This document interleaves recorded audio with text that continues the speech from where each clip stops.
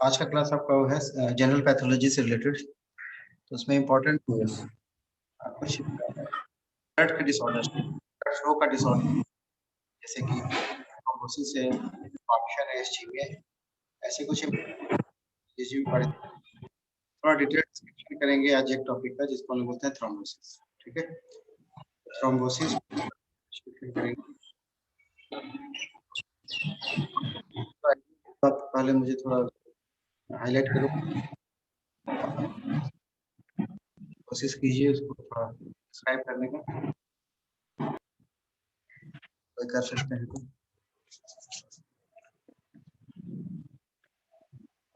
मालूम है।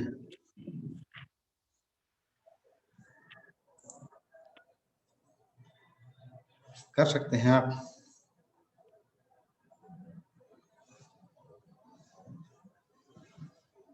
चलो तो आते हैं straight forward to the topic thrombosis. ठीक है, so what is definition? Thrombosis is abnormal formation of a blood clot within the vasculature of a living animal.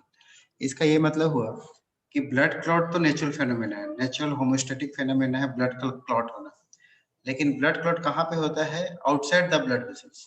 जब ब्लड वेसल्स में कोई रप्चर हो जाए, ब्लीडिंग होने लगे, वहां पे ब्लड क्लॉट सही लगता है। ठीक है, और नॉर्मल होमोस्टैटिक मैकेनिज्म।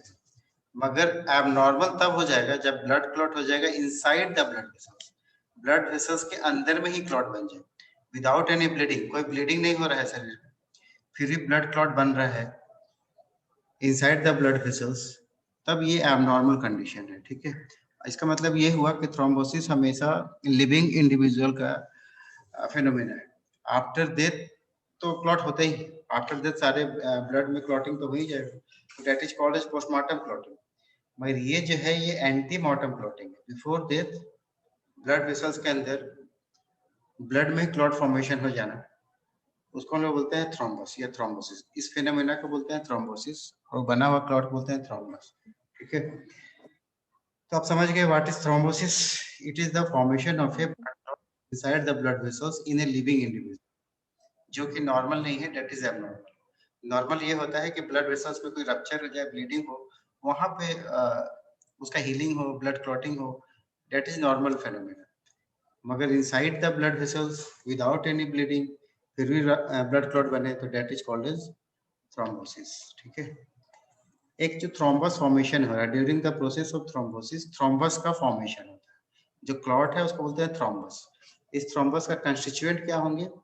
फिब्रिन होगा, प्लेटलेट्स होंगे या नहीं होंगे, along with other blood elements यानी न्यूट्रोफिल्स, मतलब ब्लड डब्ल्यूबीसीज होंगे, आरबीसीज होंगे, प्लेटलेट्स होंगे, प्लस फिब्रिन होगा।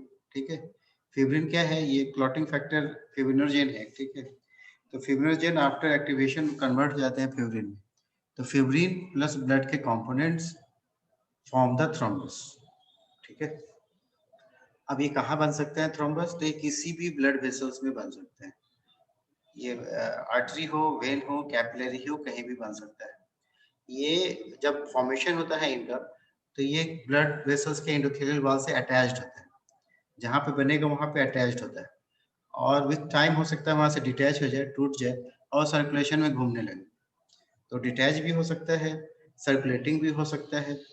तो जब ये सर्कुलेट होने लगते हैं तो एज ए फॉरेन बॉडी, इसी को हम लोग इम्बोलस बोलते हैं।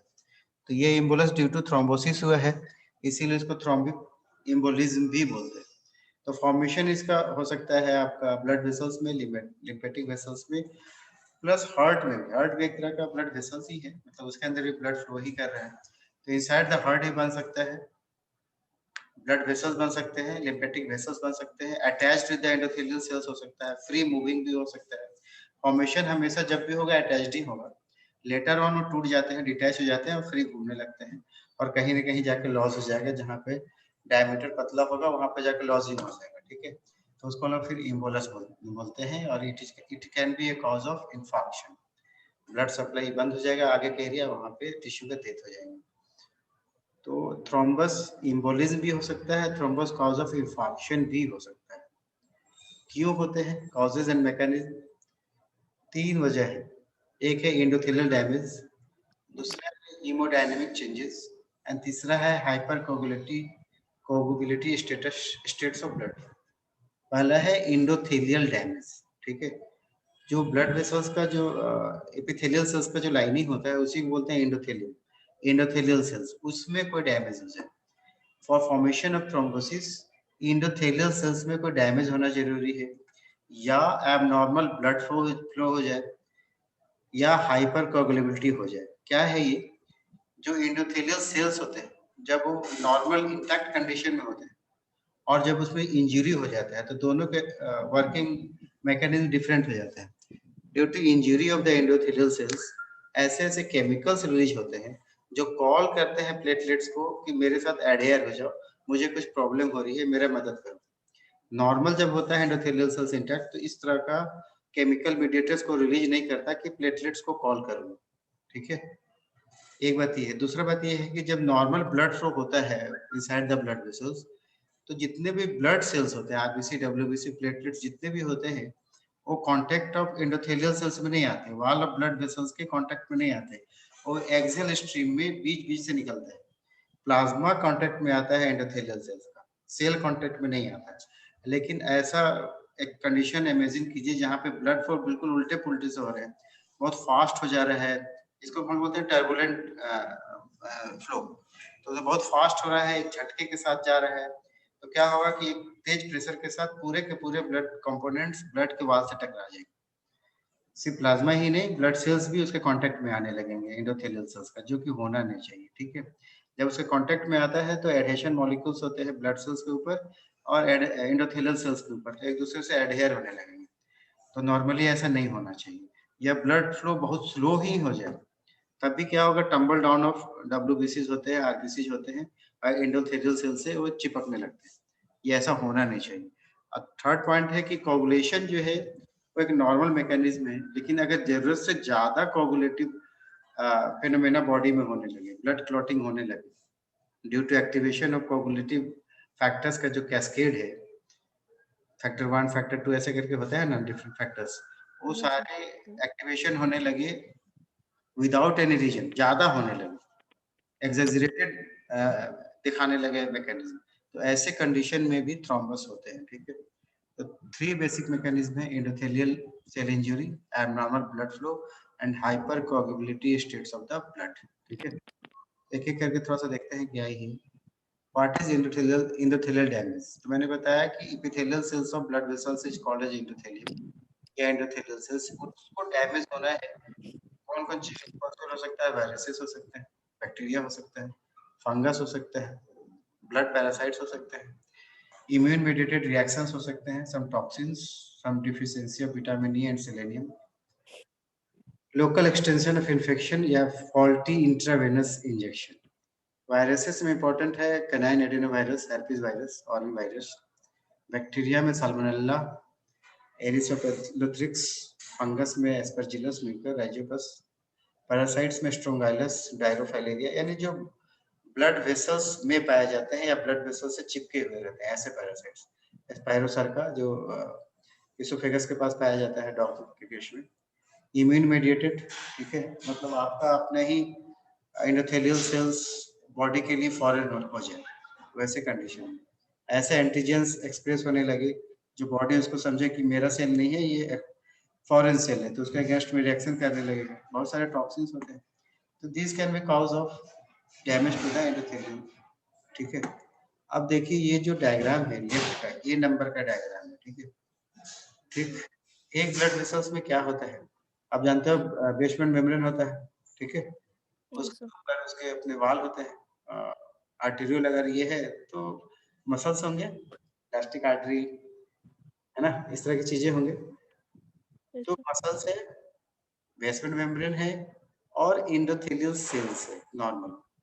इसका जो बॉटम वाला एरिया देखिए, यहाँ पे क्या हुआ है, ड्यू टू सम इंजरी। अब इंजरी का कॉज इधर है, due to some injury, virus, bacteria, parasite कुछ भी हो सकता है। ड्यू टू सम इंजरी यहाँ के एंडोथेलियल सेल्स टूट गए, ठीक है। यहाँ यहाँ पे देखिए एंडोथेलियल सेल्स है, यहाँ पे है, सब जगह पे है, यहाँ भी है। इस एरिया में एंडोथेलियल सेल्स नहीं है due to some injury, bacterial, viral, parasitic कुछ भी है, यहाँ के एंडोथेलियल सेल्स डैमेज हो, ठीक है।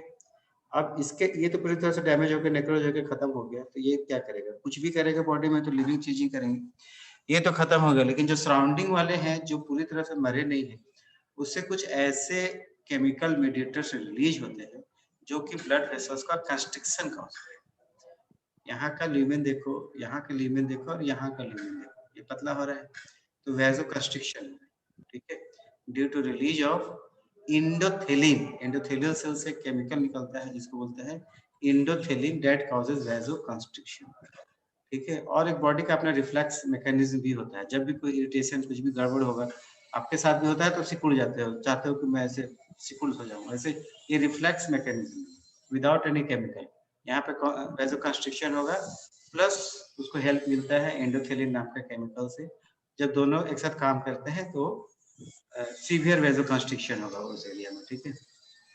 उसके बाद due to vasoconstriction and release of some chemicals from this area, यहाँ पे टूटे हुए सेल्स है, प्लस इंडोथेलियल सेल्स के टूटने से क्या होता है, इसके नीचे ये जो आपको थ्रेड लाइक स्ट्रक्चर दिख रहा है ना, वो क्या हो गया, कोलेजन कांटेक्ट में है।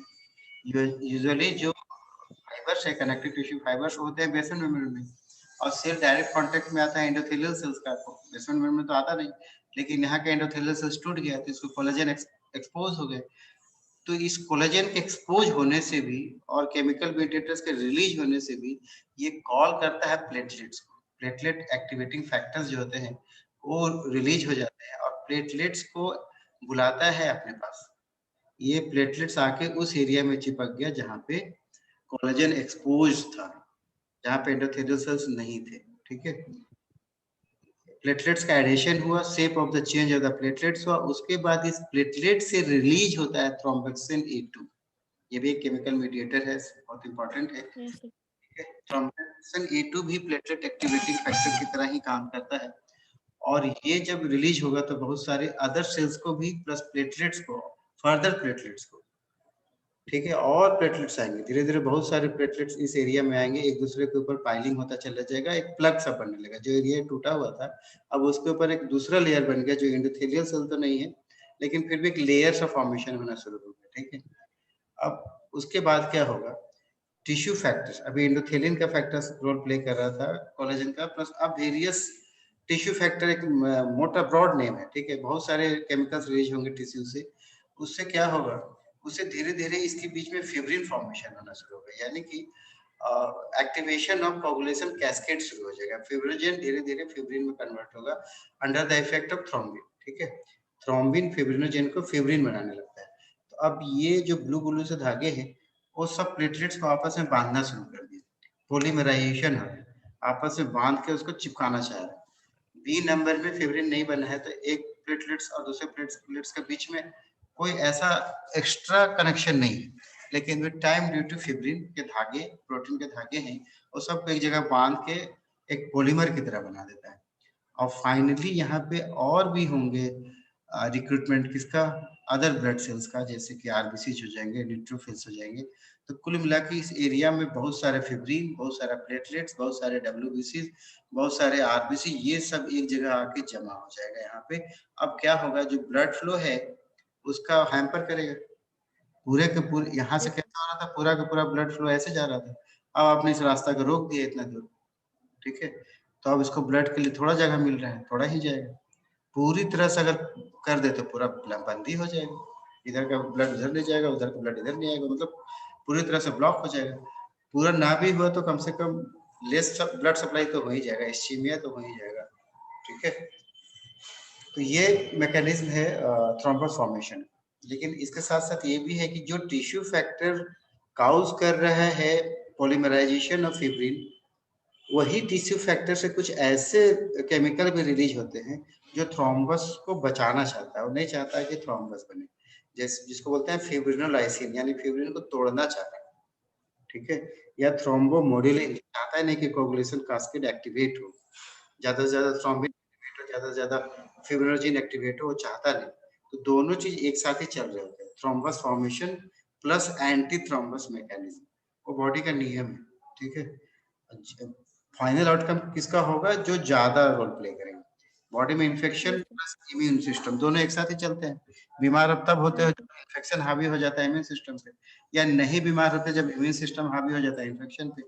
तो वैसे ही है, थ्रोम्बस तब बनेगा जब थ्रोम्बोटिक मैकेनिज्म ज्यादा पावरफुल हो जाएगा in comparison to antithrombotic event, तब फिर थ्रोम्बस फॉर्मेशन हो जाएंगे। लेकिन दोनों ही फिनोमेना साइमल्टेनियसली चलते हैं वहां पे, ठीक है। क्या देखा आपने? Due to damage of endothelial cells, release of tissue thromboplastin, endothelial cells के डैमेज होने से एंडोथेलिन प्लस थ्रोम्बोप्लास्टिन रिलीज हुआ, प्लस जो एंडोथेलियम के नीचे के कंपोनेंट्स है जैसे कि कोलाजन, फाइब्रोनेक्टिन, जो कि बेसमेंट मेम्ब्रेन का कंपोनेंट है, वो सब एक्सपोज हो गया। इसके वजह से प्लेटलेट एडहेयर हो गए, प्लेटलेट आके एडहेयर हो गए, ठीक है, कोलाजन से, कोलाजन से एडहेयर हो गए। इस एडहेरेंस में एक फैक्टर है, उसका रोल है, उसको बोलते हैं VWF यानी von Willebrand's factor. Plate, इस डायग्राम में आप देख रहे हो ना, प्लेटलेट्स का कोलाजन के साथ चिपकना, ठीक है। ये जो रेड रेड वाले Yes, sir. डॉट्स हैं, ये रोल प्ले करता है उसको एडहेयर कराने में, उसी को बोलते हैं वॉन्स विली ब्रांड्स फैक्टर, ठीक है।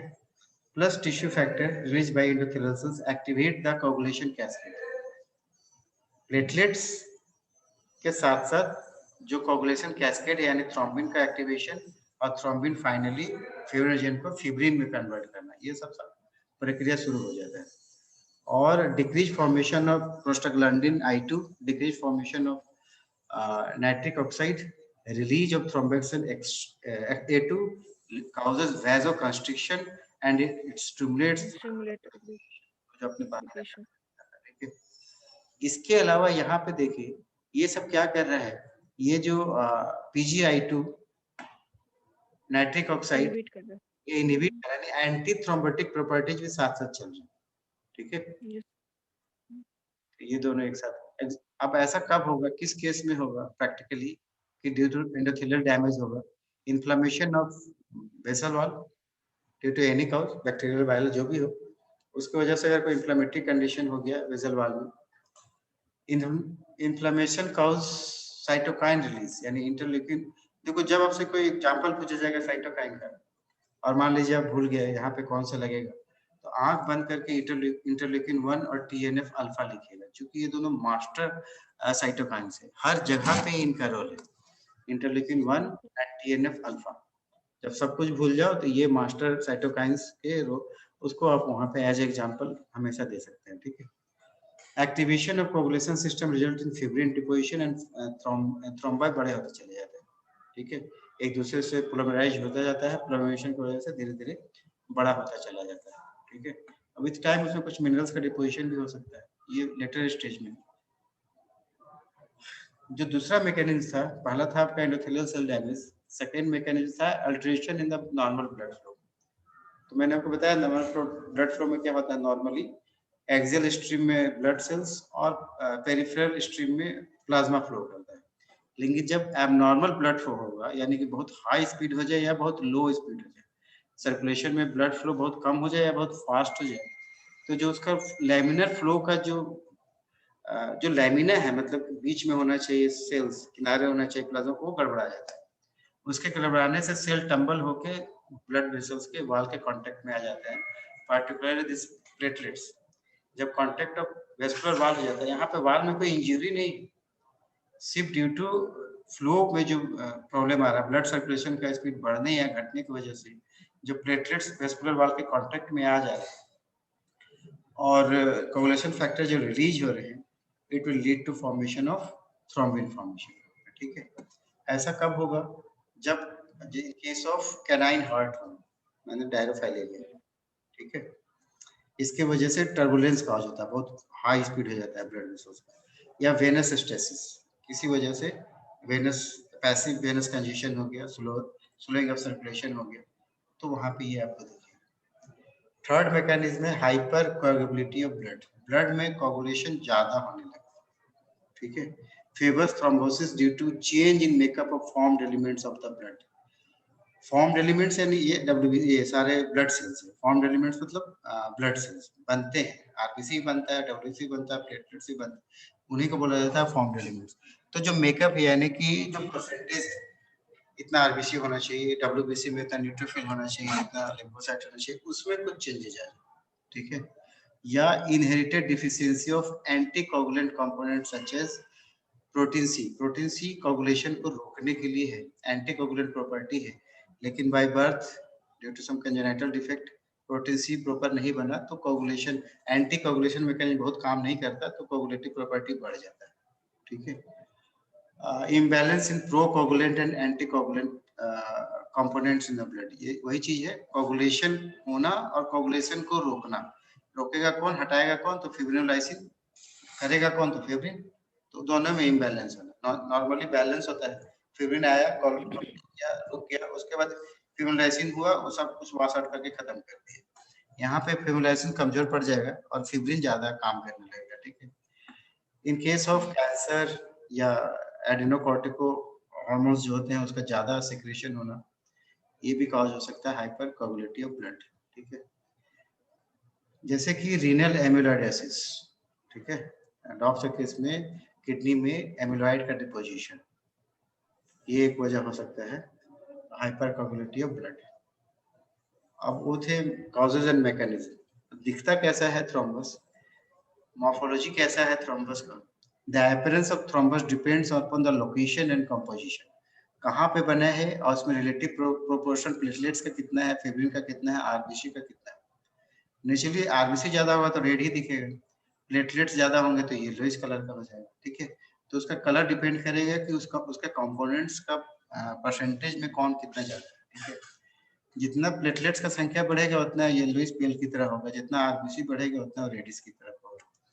Cardiac and arterial thrombi are pale, इसको ऐसे याद कर लो। ब्लड हार्ट के अंदर और आर्टरी में जो थ्रोम्बस होते हैं वो पेल होते हैं।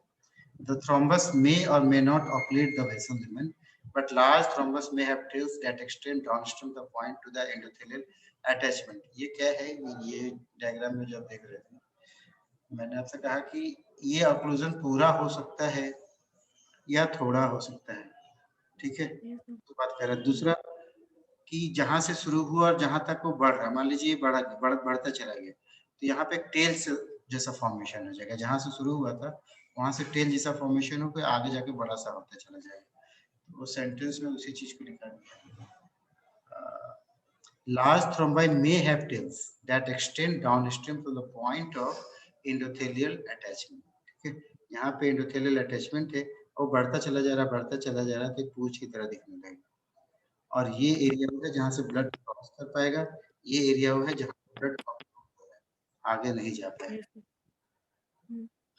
Cardiac and arterial thrombi may have laminated appearance, जहाँ पे ब्लड फ्लो ज्यादा तेज होता है वहाँ पे Yes, laminated sir. Appearance. Laminated appearance का मतलब हुआ कि प्लेटलेट्स का लेयर, आरबीसी का लेयर, मतलब प्लेटलेट्स का लेयर, डब्ल्यूबीसी आरबीसी का लेयर, प्लेटलेट्स का लेयर, डब्ल्यूबीसी आरबीसी का लेयर, प्लेटलेट्स का, ऐसे अल्टरनेटिव। लैमिना का मतलब होता है लेयर। तो क्यों होते Yes, हैं sir. हार्ट में और आर्टरी में ऐसा, due to rapid blood flow characterized by alternating layers of platelets and fibrin in Intermixed. RBC and platelets. Platelets के भी ज्यादा जमा होने से पेल पेल कलर हो जाता है। जैसे बफी कोट आपने देखा है ना, बफी कोट Yes, sir. नीचे आरबीसी होते हैं Yes, sir. तो रेड होता है, ऊपर प्लाज्मा होता है, Yes, लेकिन sir. जहाँ पे डब्ल्यूबीसी होने लगेंगे ज्यादा एक्यूमुलेशन वो पेल हो जाता है। तो ये जो Yes, लाइन sir. बन रहा है, जैसे ये थोड़ा लेस डार्क है, ये ज्यादा डार्क है, फिर थोड़ा सा लेस डार्क हुआ, तो इसको हम लोग बोलते हैं लाइंस ऑफ जैन, ठीक है, लाइंस Mm. ऑफ। और इसमें देखिए कंप्लीट ऑक्लूजन, पूरा ब्लड वेसल्स का जो ल्यूमेन है पूरा का पूरी तरह से बंद है, यहाँ पे कोई ब्लड इस पार से उस पार नहीं जा रहा हो, कंप्लीट ऑक्लूडेड है। और ये लैमिनेटेड है, तो जहाँ पे ब्लड फ्लो फास्ट होता है वहाँ पे लैमिनेटेड बनते हैं thrombus. Venous thrombi often occur in area of stasis, तो कह रहा है जहाँ पे ब्लड फ्लो कम होगा वहाँ पे वेनस होगा। नेचुरली वेनस में ब्लड का जो प्रेशर होता है वो भी कम ही होता है। RBCs are often incorporated into loose meshwork of platelet and fibrin. Venous thrombi are dark red. क्या कह रहा था कि हार्ट में और आर्टरी के जो होते हैं वो पेल होता है और जो Pale वेन होगा, white होगा. है वो Mm. red, Mm. ठीक है, क्योंकि Yes, sir. RBCs Mm. का इसमें ज्यादा इन्वॉल्वमेंट हो जाता है। तो इसको ऑब्जेक्टिव Mm. के लिए याद कर लीजिए, हार्ट आर्टरी में पेल, वेनस में रेड। Red. इस डायग्राम में भी आप देखो, ये क्रॉस, ये लॉन्गिट्यूडनल सेक्शन है, ये क्रॉस सेक्शन था, ये लॉन्गिट्यूडनल सेक्शन है। तो इनसाइड द ब्लड वेसल्स ऐसे बिल्कुल क्लॉट बना हुआ है, ठीक है, पूरा ये एंटीमॉर्टम क्लॉट बना हुआ है। कुछ टर्म्स हैं related to thrombus. Occlusive thrombi, तो नाम से लग रहा है कि पूरी की पूरी तरह से ऑक्लूड कर दिया होगा, आगे के लिए कोई जगह नहीं छोड़ा होगा, आगे के एरिया में इन्फेक्शन हो जाएगा, डेथ हो जाएगा, इस्चीमिया हो जाएगा। वेनस थ्रोम्बाई यानी कि वेन में बनना थ्रोम्बस का। आर्टेरियल थ्रोम्बाई मतलब आर्टरीज में बनना। इंपॉर्टेंट है म्यूरल थ्रोम्बाई, ये जब इंडोकार्ड यानी हार्ट का जो होता है, हार्ट के अंदर जो थ्रोम्बस बनते हैं उसको म्यूरल थ्रोम्बाई बोलते हैं, ठीक है। ये ऑब्जेक्टिव सर। इंपॉर्टेंट है। हार्ट के अंदर जो थ्रोम्बस बनेगा वो म्यूरल है, वाल्व्स के ऊपर जो बनते हैं वेल्वुलर है, और ये भी ज्यादातर हार्ट में ही दिखता है, वेल्वुलर थ्रोम्बाई। सेप्टिक थ्रोम्बाई, अगर थ्रोम्बस में बैक्टीरिया भी हो गया यानी इन्फेक्टेड थ्रोम्बाई हो गया तो बोलेंगे सेप्टिक थ्रोम्बाई, और अगर उसमें पैरासाइट्स दिख रहे हैं तो हो जाएगा verminous thrombi. Verminous thrombi contain parasite, septic thrombi contain bacteria, virus जैसी चीजें। म्यूरल इंपॉर्टेंट है कि ये इनसाइड द हार्ट होता है, वेल्वुलर जो वाल्व्स के ऊपर बनता है। और सबसे जरूरी ये है कि आप पीएम कर रहे हैं तो पीएम क्लॉट तो दिखेगा ही, लेकिन हो सकता है कि बॉटम क्लॉट हो, आप पीएम क्लॉट की तरह कर रहे हो, कंफ्यूज हो रहे हो, तो उसके लिए जानना जरूरी है। Blood clots within the vasculature after the death of animal is called as postmortem clot. मरने के बाद जो होगा वो पोस्टमार्टम क्लॉट ही होगा, ठीक है। ये साइनी होते हैं, रेड होते हैं, जिलेटिनस होते हैं आफ्टर डेथ, ठीक है। इसमें देखिए, सर। अच्छा कभी कभी आप देखते हो जो आफ्टर डेथ आप देखेंगे, जैसे हार्ट को खोलोगे तो उसके अंदर जो ब्लड क्लॉट होगा उसमें एकदम लाइट येलोइश दिखेगा आपको क्लॉट। यूजुअली क्लॉट कैसा होता है, रेड होता है ना, रेड सर। डार्क की तरह होता है। लेकिन कभी कभी आप देखेंगे कि हार्ट को खोला आपने तो बिल्कुल लगेगा फैट रखा हुआ है वहां पे, ब्लड क्लॉट नहीं रखा हुआ है, फैट है। तो उसको बहुत लोग कंफ्यूज हो जाते हैं कि फैट कहाँ से आ गया, तो फैट क्या होता है, वो प्लेटलेट क्लॉट होता है। ऐसा कब होगा, जब लिंगरिंग डेथ होगा, स्लो डेथ होगा। All of a sudden death हो गया तब ऐसा नहीं मिलेगा। लेकिन आप ऐसे कॉम एक तरफ पड़े हैं, बॉडी एक तरफ से गिरा हुआ है, उसका मूवमेंट नहीं हो रहा है, लेकिन जिंदा है बहुत दिनों तक, बहुत घंटों तक, तो सर्कुलेशन चलता है लेकिन बहुत स्लो होता है। तो ड्यू टू स्लोइस ऑफ सर्कुलेशन जो ब्लड सेल्स के जो डिफरेंट ब्लड सेल्स है वो अलग अलग सेपरेट होने लगते हैं, प्लेटलेट्स अलग हो जाता है, आरबीसी अलग होने लगता है, जैसा कि उसमें भी होता है, जैसे पीसीबी आप करते हो, जैसे सेंट्रीफ्यूज कर दिया, ये अलग हो जाता है। उसी तरीके से बहुत स्लोइंग ऑफ सर्कुलेशन है, लेकिन फिर भी सर्कुलेशन है, एकदम डेथ नहीं हुआ है, तो वहां पे क्या होगा, कंपोनेंट्स अलग होने लगते हैं। वहां पे आपको हार्ट के अंदर पेल कलर का क्लॉट दिखेगा, उस पे yellow plasma near the surface, इसको बोलते हैं चिकन फैट क्लॉट, ठीक है, चिकन फैट क्लॉट। और उससे सटा हुआ, जब एक तरफ पूरा प्लेटलेट गया है तो नेचुरली दूसरी तरफ आरबीसी भी रहेगा, तो जो आरबीसी वाला हिस्सा होगा वो बिल्कुल रेड होता है, उसको बोलते हैं करंट जेली क्लॉट, ठीक है। येलो वाले को बोलते हैं चिकन फैट क्लॉट, और जो रेड वाला होता है उसको बोलते हैं करंट जेली क्लॉट। अब थोड़ा वो देख लो कि डिफरेंस क्या है in relation to size, surface, attachment, structure, colour and endothelium. Thrombus के केस में कैसा होगा, साइज फिल्स द वेसल्स, चूंकि मैकेनिज्म है, प्रक्रिया है, वो हो सकता है कि बड़ा होता चला जाए, लेकिन आफ्टर डेथ ये कोई प्रक्रिया नहीं है, वो ऑटोमेटिकली उसको क्लॉट होना है। तो ये जो क्लॉट का साइज होगा वेसल से हमेशा पतला ही होगा। थ्रोम्बस में क्या होता है कि सर्कुलेशन आ रहा है तो वहां पे बढ़ता चला जाएगा, तो साइज बड़ा हो सकता है थ्रोम्बस का। पीएम क्लॉट इतने बड़े कभी नहीं होते कि पूरी ब्लड वेसल्स को ऑकुलेट कर लेगा, ठीक है। सरफेस यानी एंडोथेलियल सरफेस रफ होगा, चूंकि इंजरी जरूरी है थ्रोम्बस में, एंडोथेलियल सेल्स का इंजरी जरूरी है, इसलिए रफनेस दिखेगा। पीएम क्लॉट में एंडोथेलियम का कोई इंजरी से कोई लेना देना नहीं है, इसलिए जैसा नॉर्मल हो स्मूथ होता है वैसे ही स्मूथ होगा, साइनी होगा, फेस नहीं होगा। Attachment, point of attachment with vessel wall, naturally thrombus वहीं बनेंगे जहां पे कुछ चेंजेस हुआ होगा एंडोथेलियम में, तो क्या अटैचमेंट हो जाता है। पीएम क्लॉट में ऐसा कोई अटैचमेंट की जरूरत है नहीं। स्ट्रक्चर इसमें लैमिनेटेड दिख सकता है, यूजुअली दिखते हैं, पीएम क्लॉट होमोजेनस होता है, एक ही जैसा होता है। कलर रेड भी हो सकता है, पेल भी हो सकता है, मिक्स्ड भी हो सकता है, व्हाइटिश भी, ये व्हाइट मतलब पेल है, रेड, पेल और मिक्स्ड हो सकता है। पीएम प्लॉट में रेड और चिकन फैट यानी करंट जेली फैट या चिकन फैट, ठीक है। एंडोथेलियम रफ स्मूथ, ये तो आपने देख ही लिया। ये वाला चार्ट इंपॉर्टेंट है, ठीक है, for examination point of view. अब बन गया हो thrombus inside the body in the blood vessels, तो क्या क्या हो सकता है?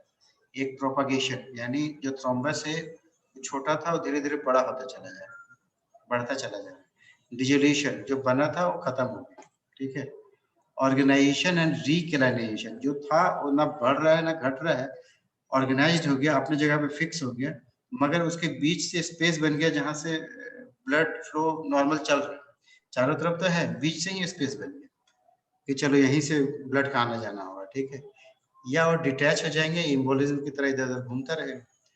और कभी कभी क्या होगा, इतने बड़े हो जाएंगे कि आगे का जो एरिया होगा वहां पर ब्लड सप्लाई, ऑक्सीजन सप्लाई कम हो जाएगा, सेल डेथ हो जाएगा। या डिसेमिनेटेड इंट्रावेस्कुलर कोगुलोपैथी होगा। यहाँ पे जहाँ पे एंडोथेलियल सेल इंजरी हुआ था वहां पे तो कोगुलेशन हो रहा है due to release of some chemicals, मगर ये रिलीज ऑफ केमिकल्स इतना होने लगे कि बॉडी के डिफरेंट एरिया में कोगुलेशन कॉज करने लगे, तो उसको बोलते हैं डीआईसी, डिसेमिनेटेड इंट्रावेस्कुलर कोगुलोपैथी। क्या है प्रोपगेशन? क्या है? A small thrombus can become large, क्योंकि with time more and more platelets, RBC, WBC, fibrin get accumulated, तो धीरे धीरे जमा होते चले जा रहे हैं, बड़ा होते चले जा रहे हैं। डिजोल्यूशन क्या है कि वो खत्म हो जाएगा। जो प्लाज्मिन बना था due to tissue plasmin activator, वो प्लाज्मिन को एक्टिवेट करेगा और ये प्लाज्मिन धीरे धीरे वहां से सारा फिब्रिन को हटा देगा, ठीक है। प्लाज्मिन जो होते हैं वो भी एंटी फिब्रिन होते हैं, वो फिब्रिन को हटाने का काम करता है, ठीक है।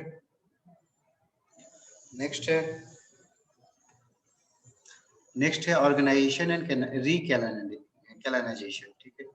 जैसे ये देखो, ये पूरा थ्रोम्बस है, उसके बाद भी उसमें कुछ ऐसे एरिया बन गए हैं जहाँ से आरबीसी यानी ब्लड क्रॉस कर रहा है। ये पूरा थ्रोम्बस का एरिया है।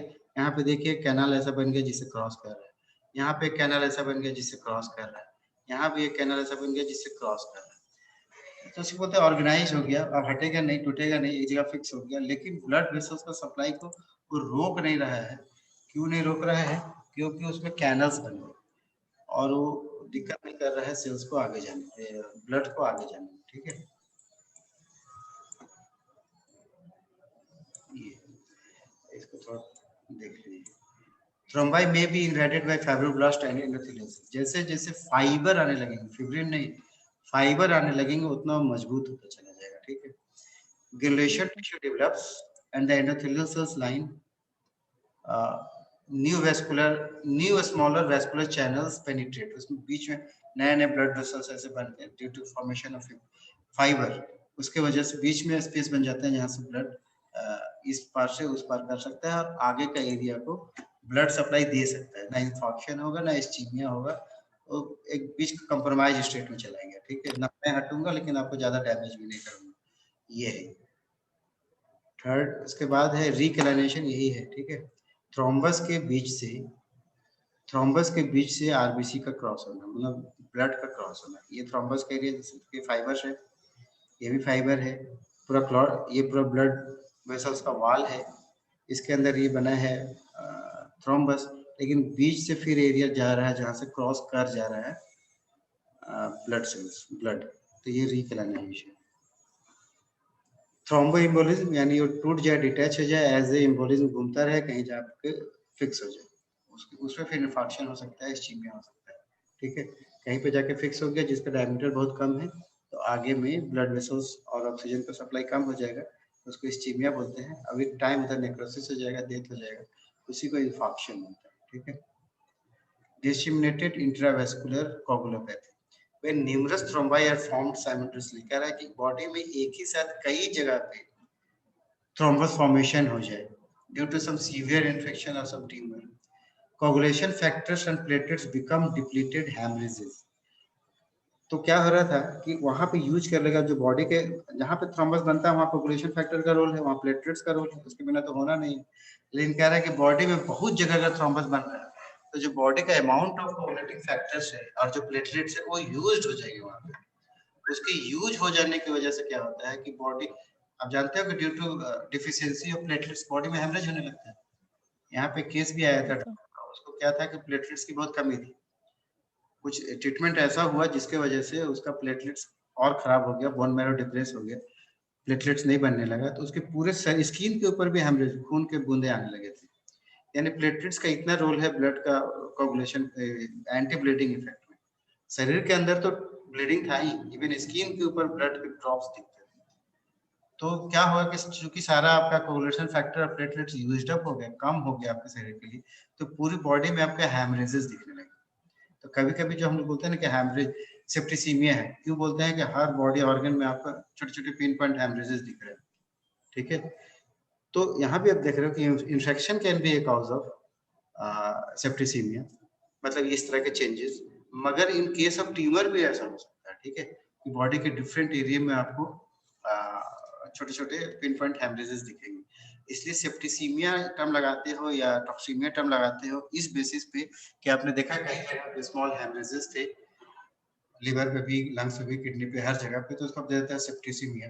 तो ज्यादा अच्छा टर्म होगा कि आप वहां पे यूज कीजिए डिसेमिनेटेड इंट्रावेस्कुलर कोगुलोपैथी, क्योंकि ये ज्यादा ब्रॉड हो जाता है, ये इन्फेक्शन को भी करता है, प्लस बर्न्स की वजह से भी हो सकता है, प्लस न्यूप्लेसिया या कोई और भी वजह है उसके वजह से भी, तो ये बहुत ब्रॉड कवरिंग करेगा, ठीक है? तो उसमें गलत होने के चांसेस थोड़ा कम हो जाते हैं।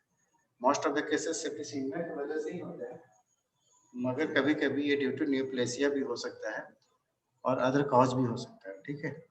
तो it was all about today class. 2 minute रह गया है, if you have any question आप पूछ सकते हो।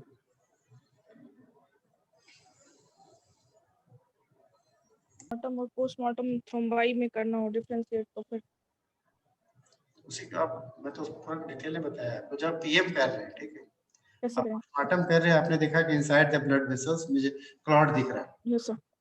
तो आप ये कहना चाह रहे हो कि पोस्टमार्टम के बाद तो नेचुरली यस होता ही होता है, तो ये मैं कैसे जानूंगा कि ये थ्रोम्बस है? यस तो कहीं भी जहाँ पे यस सर। ब्लड वेसल्स को खोलिए, जहाँ पे आपको क्लॉट दिख रहा है यस सर। उसको हटा दीजिए वहां से, ठीक है?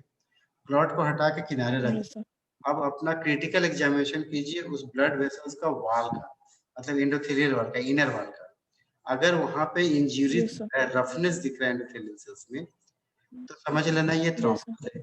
अगर एंडोथेलियल सेल्स इंटैक्ट है, शाइनिंग है, स्मूथ है, तो समझ लेना ये पीएम क्लॉट है, यस सर। ठीक है? तो बड़ा सिंपल सा ऐसे, मतलब यस सर। प्रैक्टिकली ये इस तरीके से पता लगा सकते हो। प्लस जो अटैचमेंट होता है क्लॉट का, पीएम क्लॉट में, जब क्लॉट को हाथ से हटा के दूसरी तरफ रखेंगे ब्लड वेसल से, तो वहां पे कुछ भी नहीं रह जाएगा, पूरा एक साथ उठ जाएगा। ब्लड वेसल्स को आपने खोल दिया, क्लॉट है, हाथ से उठाया एक तरफ रखना चाह रहे हो, तो पूरा क्लॉट को उठा के एक तरफ रख सकते हो। लेकिन जब थ्रोम्बस में आप ऐसे उठा के रखेंगे, जहां से उठाएंगे वहां पे नीचे थोड़ा सा रह ही जाएगा क्लॉट आपका, क्योंकि वो चिपका हुआ है उसके साथ, वॉल ऑफ एंडोथेलियल के साथ, तो थोड़ा सा अटैच रह ही जाता है ब्लड क्लॉट, पूरा एक बार में नहीं उठेगा, ठीक है? तो वैसे पता हो जाता है ये क्लॉट है एंटीमोर्टम क्लॉट। ठीक है फिर, ओके, थैंक यू।